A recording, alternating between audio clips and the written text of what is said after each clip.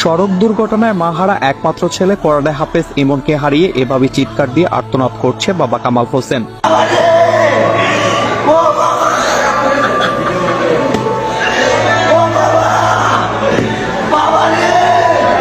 জানা যায়, বন্ধুর বাড়ি থেকে দাওয়াত খেয়ে নিজ বাড়িতে ফেরার পথে মোটরসাইকেল ও নসিমনের মুখোমুখি সংঘর্ষে মর্মান্তিক মৃত্যু হয় দুই বন্ধু ইমন ও নেসার উদ্দিনের। এই ঘটনায় তাদের মোটরসাইকেলে থাকা আরেক বন্ধু সিয়াম গুরুতর আহত হয়ে হাসপাতালে চিকিৎসাধীন রয়েছে।